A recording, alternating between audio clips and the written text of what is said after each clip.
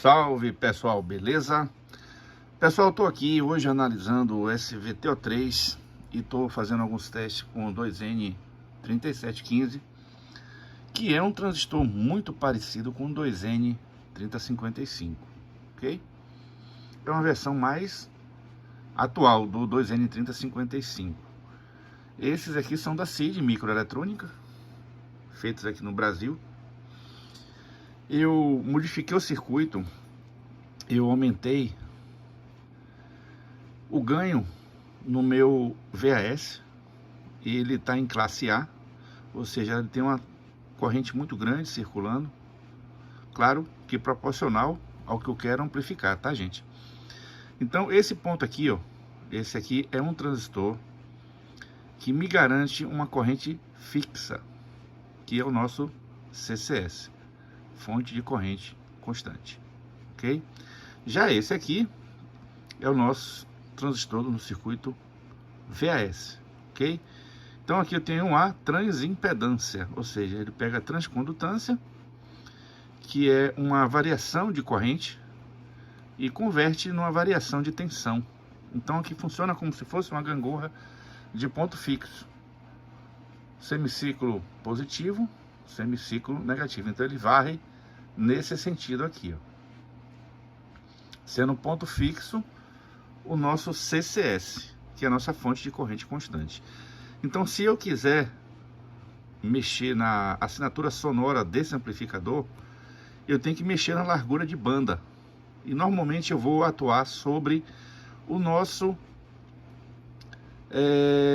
C-Domini, né, que tem aqui. Então nós temos aqui um capacitor que está logo ali abaixo, ó, aquele capacitor atrás do capacitor eletrolítico, não dá para ver. Então ele é um capacitor que eu consigo ajustar a nossa faixa de funcionamento, de operação aqui, tá? Então o que acontece se eu quero melhorar a qualidade do amplificador em relação à distorção harmônica? Eu atuo também no C-Domini, fazendo um ajuste e uma linearização desse circuito. Gente, isso aqui é um item muito importante, principalmente quando você quer qualidade do amplificador, extrair o máximo possível, espremer a laranja até o bagaço. Então eu faço experimentos com alguns transistores que têm especificações diferentes, e cada transistor desse aqui eu tenho um ajuste diferente no meu VAS. Então eu tenho esse transistor aqui que tem um ganho mais alto, um HDFE mais alto, e aquele ali um ganho mais baixo, ok? O nosso circuito de bias, ele trabalha no meio desses dois aqui, ou seja, ele mantém uma corrente de repouso ajustável, que você possa calibrar da melhor forma possível.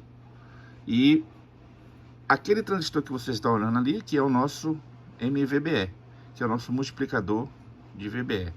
Então, esse transistor ele é responsável em manter a corrente de repouso com referência à temperatura que está no dissipador, ok? Então, normalmente, esse dissipador vai estar bem morninho, bem quase imperceptível o calor, mas vai existir um calor, que vai existir uma corrente circulando, que é a prova que eu estou medindo ali. Eu estou medindo a tensão em cima desse resistor de 0R33, ok? Que é o nosso resistor de emissor. Esse é um amplificador, gente, semi-complementar, ou seja, os dois transistores são idênticos na saída, ok?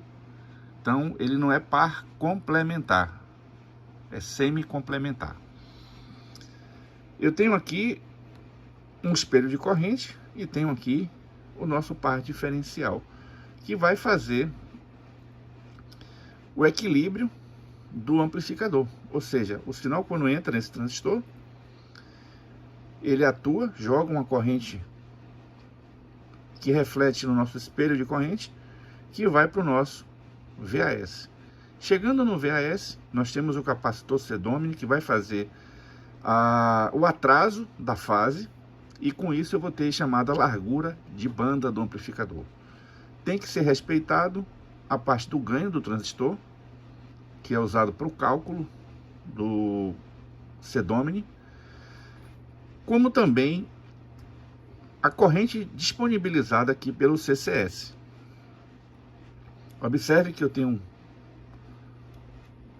um outro CCS para o par diferencial, que me garante que meu par diferencial vai ter uma linearidade bem ajustada, já que eu tenho também os nossos resistores de degeneração, assim como são resistores de degeneração também os resistores de emissor, ok? Então eu tenho ali, ó, o resistor de 120 mais 120, e tenho aqui um tripó que vai me fazer o ajuste de offset. Eu gosto muito desse tipo de ajuste de offset quando você tem somente um par diferencial. Quando eu tenho dois pares diferenciais, eu regulo a corrente do meu amplificador de tensão 1 e 2. Então eu consigo fazer um offset atuando nas duas pontas. Com isso eu consigo um melhor rendimento do meu amplificador. Temos que ter cuidado que é o seguinte, às vezes trabalhar com offset zerado é sinal que você não está injetando uma corrente suficiente para vencer a zona de desligamento do transistor. Então, normalmente, quando você opera com um offset bem baixo, um limiar mais ou menos de 0, você tem que ter o cuidado de verificar se a corrente circulando no ponto do primeiro VAS está em equilíbrio em relação ao ponto do segundo VAS, que é o duplo par diferencial. Esse amplificador ele é mais simples de ser ajustado, porque simetricamente ele é perfeito, né? Ou seja, se você utilizar transistores de boa procedência de par casado, você não vai ter muito problema no seu offset. Já esse tipo de configuração, que é o single par diferencial, single differential parity, que você tem a parte de controle de corrente através de um par diferencial, que faz a parte de do NFB, realimentação. Então, gente, o que acontece? Se eu for trabalhar com malha aberta, eu tenho que desconectar o meu NFB. Aí você vai ver o ganho lá em cima do amplificador. Se eu quiser trabalhar em malha fechada, eu ativo a realimentação, que é o NFB, e com isso eu consigo um ganho bem menor do que em malha aberta, ok?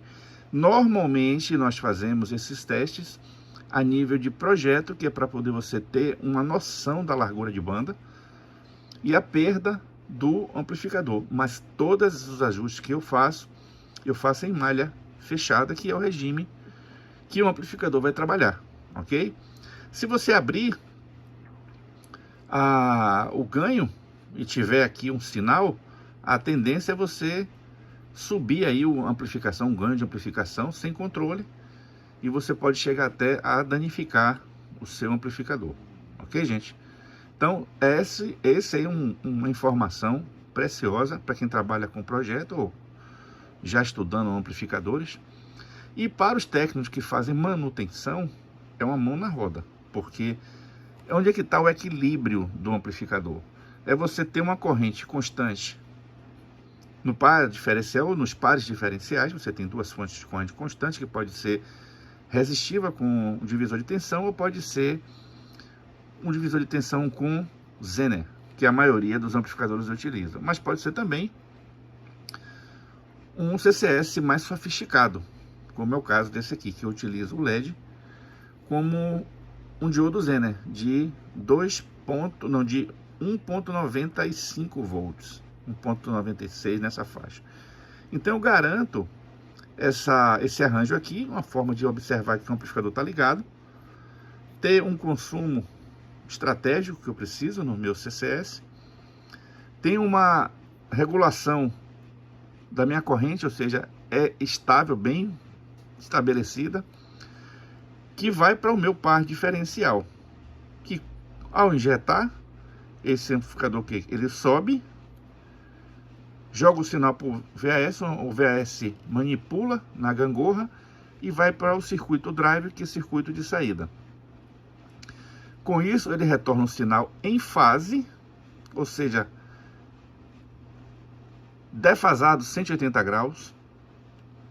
Ele chega aqui, defasagem em 180 graus, e aciona esse outro transistor que pertence ao par diferencial, e com isso ele freia o amplificador, ou seja, diminui. É como se tivesse um ganho alto e ele suprimisse. Então isso é responsável em manter o amplificador em equilíbrio. Se você pegar qualquer amplificador e desligar o NFB, negativo feedback, você vai observar que ele vai tender a aquecer até queimar.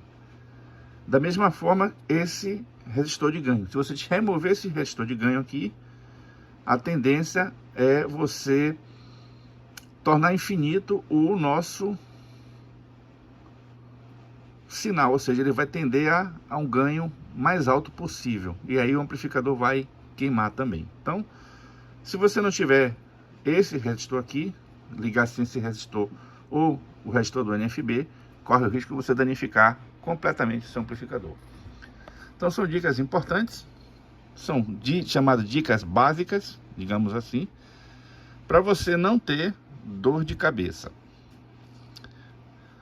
O outro efeito que eu gosto muito de utilizar, eu só observo que eu utilizo um diodo tanto no polo negativo como no polo positivo. Aquele diodozinho que está atrás daquele capacitor azul ali, tá vendo? Capacitor de poliéster. Então, esse é o circuito de filtro de linha, por isso que tem dois capacitores.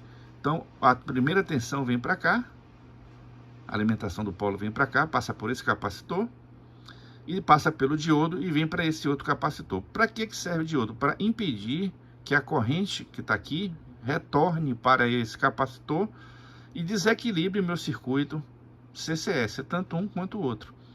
Então, isso aqui é um sinal de que, quando eu tiver filtro de linha instalado em um circuito tanque, que esses capacitores funcionam como tanque de corrente, quando você dá aquele grave que os transistores puxarem a corrente, ele vai drenar a corrente que está também nesse capacitor aqui, mas não vai conseguir remover desse aqui, por causa do diodo, que vai impedir que a energia saia, tanto de um polo quanto de outro. Então essa é a forma que a gente tem de manter também a linearização do circuito, ok? Então a gente chama isso aqui como um bloqueio de ruído. Então os capacitores filtram, então removo o nível de ruído e evito a variação de corrente no meu circuito par diferencial e amplificador de tensão, quando o amplificador está trabalhando com um grave mais encorpado. Então, gente, isso aí é mais ou menos como funciona.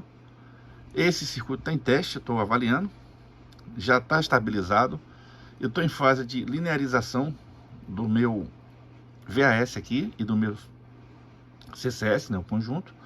E vocês vão ver aqui em primeira mão, ó, a forma do sinal operando em 4 ohms, ok? Então eu tenho aqui em 4 ohms, estou com uma tensão mais ou menos 45 volts, ok? Então eu tenho uma tensão aí aproximadamente de uns 150 watts RMS, com esses dois pares aí com esse parzinho aí par não, né? São dois transistores iguais, com esses dois transistores que estão aí. Então vocês observam que a corrente ali sobe, ó.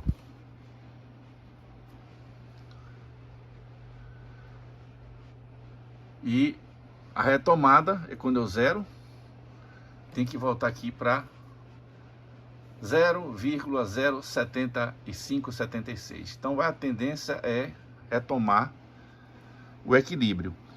Eu estou usando isolador de mica, que é um bom isolador, ou seja, já tem um certo aquecimento aqui no meu dissipador. Mas em compensação, ó, meu dedo aqui, dá para segurar que não vai queimar. Então é sinal que está transferindo o calor do transistor para o alumínio. Esse é um alumínio de boa qualidade, que a finalidade dele é realmente fazer a troca de temperatura, ok? Usando transistores drive tipo 4142C, nosso transistor de multiplicador de VBE BC-BD 139, utilizando um indutor de 1,98 microhenries, os capacitores de compensação. E aí tá nosso circuito, gente. O nosso PWT-SVTO3. Vou disponibilizar, gente, 10 placas dessas, tá? Esses transistores aí. Então, quem quiser se candidatar, é só informar que a gente vai montar e deixar pronto. Lembrando que o amplificador vai sair redondo. Beleza, pessoal? Então tá aí, ó, duas resistências em paralelo. Tá aqui o fio. Botando as duas em paralelo. E o amplificador funcionando super bem aí, tá, gente? Vou sentar o aço aqui um pouquinho.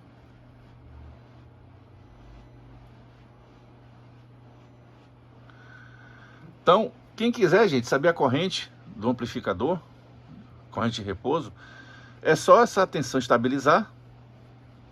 Você pega essa tensão e divide pelo valor ohmico desse resistor, né? Que é 0,R33 ou 0,33. Então pega ali, ó, 0,0118 e divide por 0,33, que vai achar sua corrente de repouso.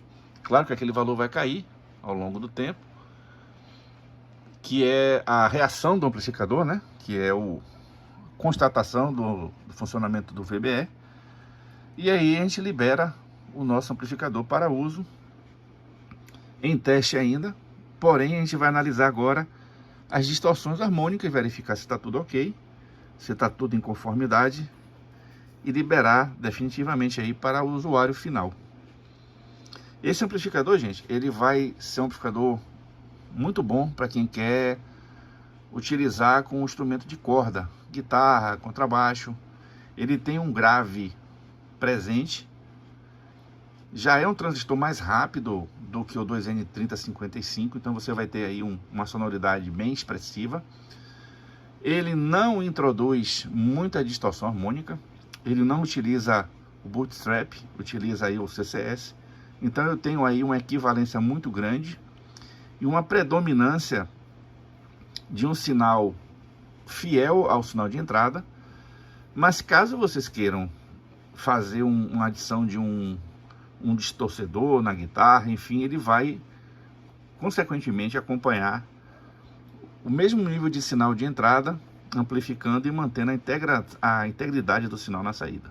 Então esse aí, gente, é um amplificador que a gente chama indicado para instrumentos musicais.